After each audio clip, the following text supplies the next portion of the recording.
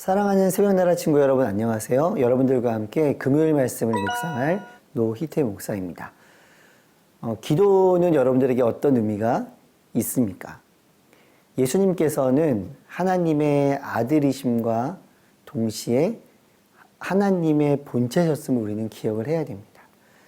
그 하나님의 아들이셨던 예수님이 이 땅에 오셔서 시간을 정해서 하나님과 만남의 시간을 가졌다는 것을 우리는 기억을 해야 됩니다. 바로 그 시간이 기도하는 시간이었습니다. 하나님의 뜻을 구하고 또 하나님과 함께 교제하는 시간. 여러분들은 기도의 시간을 언제로 정하고 어떻게 기도를 하며 어떠한 기도의 제목으로 기도를 하고 있습니까?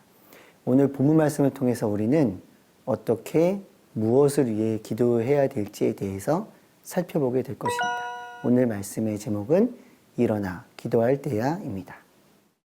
오늘의 말씀은 마태복음 26장 36절에서 46절입니다. 그때 예수께서 제자들과 함께 겟세마네라고 하는 곳으로 가서 제자들에게 말씀하셨습니다. 내가 저기에 가서 기도하는 동안 여기 앉아 있으라. 예수께서 베드로와 세베대의 두 아들을 데리고 가셨습니다. 예수께서는 슬픔에 잠겨 괴로워하셨습니다. 그때 예수께서 그들에게 말씀하셨습니다. 내 마음이 너무 괴로워 죽을 지경이다. 너희는 여기 머물러 나와 함께 깨어 있도록 하라. 예수께서 조금 떨어진 곳으로 가셔서 얼굴을 땅에 파묻고 엎드려 기도하셨습니다. 내 아버지, 할 수 있다면 이 잔을 내게서 거둬주십시오. 그러나 내 뜻대로 하지 마시고 아버지의 뜻대로 하십시오. 그리고 제자들에게 돌아와 보니 그들은 자고 있었습니다. 예수께서 베드로에게 물으셨습니다. 너희가 1시간도 나와 함께 깨어있지 못하겠느냐? 시험에 들지 않도록 깨어서 기도하라. 마음은 간절한데 육신이 약하구나. 그리고 예수께서 다시 가서 기도하셨습니다.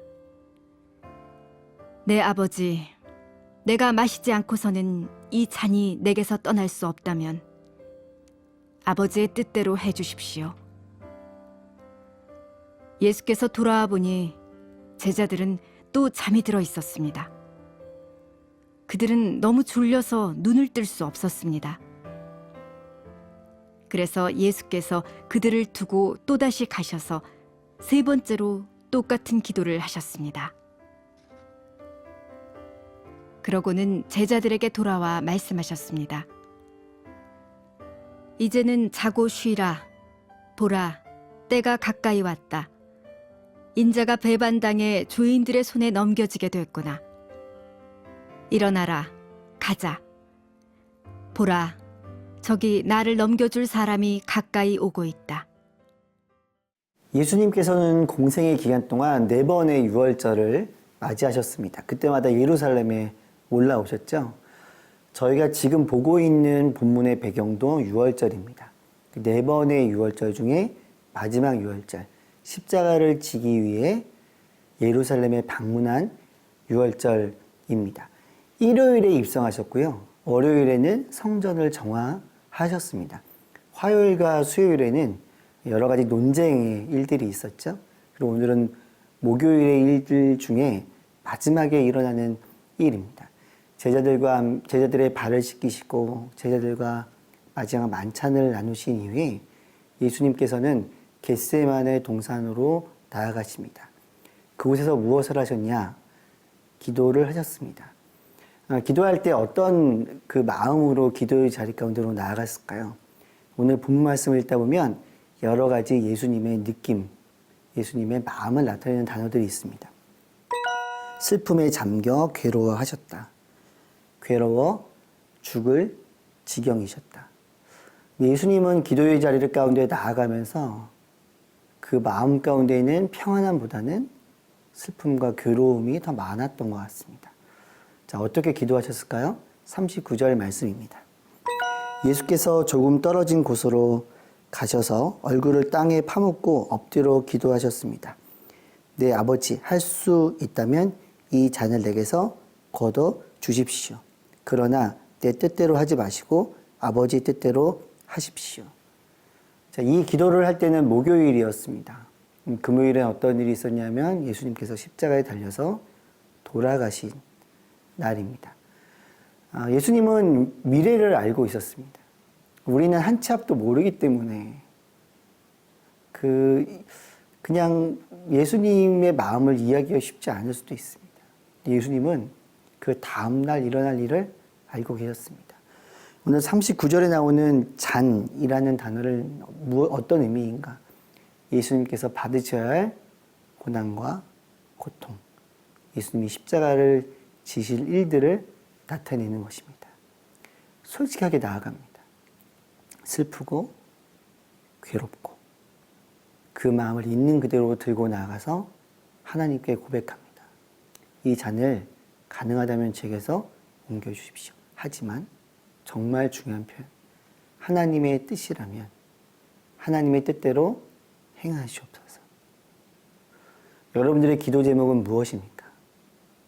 예수님은 가장 마지막에 중요한 순간에 하나님께 기도하십니다.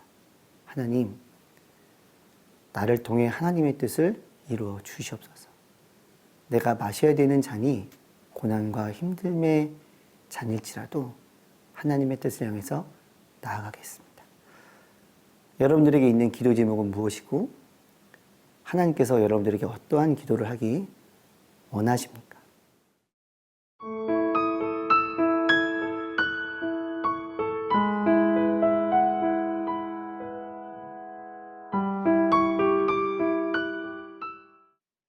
괴로움과 슬픔 속에서 기도하시던 예수님께서 첫 번째 기도를 마치시고 제자들이 있는 자리로 오셨습니다. 제자들이 자고 있었던 거예요. 예수님께서 어떻게 말씀하시냐면 왜 1시간도 나와 함께 깨어서 있지 못하느냐라고 이야기를 하십니다. 그 말씀에 연결해서 이렇게 말씀을 주십니다. 41절입니다. 시험에 들지 않도록 깨어서 기도하라. 마음은 간절한데 육신이 약하구나. 제자들이 왜 자고 있을까요?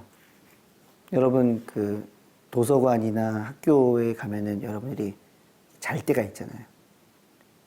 주로 그런 친구들이 있을 수도 있고. 왜 그래요? 졸리니까 자요. 어쩔 수 없어요. 졸리니까 잡니다. 근데 더 하나 중요한 것은 무엇이냐면 예수님이 다음날 어떠한 일을 맞이할지 제자들은 잘 모릅니다.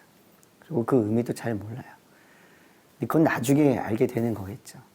예수님께서는 그들에게 왜 한시도 깨어서 기도하지 못하느냐, 이 약한 것을 이렇게 얘기하지 않고요. 마음은 온이로되 육신이 약하다라고 이야기를 합니다. 그러면서 깨어서 기도하라고 이야기를 주십니다. 자, 우리들의 삶에 어떻게 적용할 수 있을까요? 우리는 약합니다. 그래서 피곤하고 내가 스트레스를 받고 내가 무언가에 집중하면 깨어서 하나님께 기도하지 못할 확률이 상당히 높습니다. 물론 마음이 편안하고 평안하고 내 삶이 잘 되는 것 같아도 그때도 또 나의 만족이 들어오기 때문에 기도하는 것이 쉽지 않습니다. 결론적으로 말씀을 드리면 마음도 약하고 육신도 약합니다. 그래서 기도를 잘 못해요. 예수님께서 어떻게 말씀하시냐면 시험에 들지 않도록 깨어서 기도하라고 이야기를 합니다. 이건 육적으로 깨어나는 것도 분명히 맞고 영적으로 깨어나는 것도 분명히 맞습니다. 그래서 시간을 정해서 하나님의 뜻을 구하며 하나님 앞에 머무르는 시간이 우리에게는 그 어떤 시간보다 중요하고 우선되어야 됨을 기억하시기 바랍니다.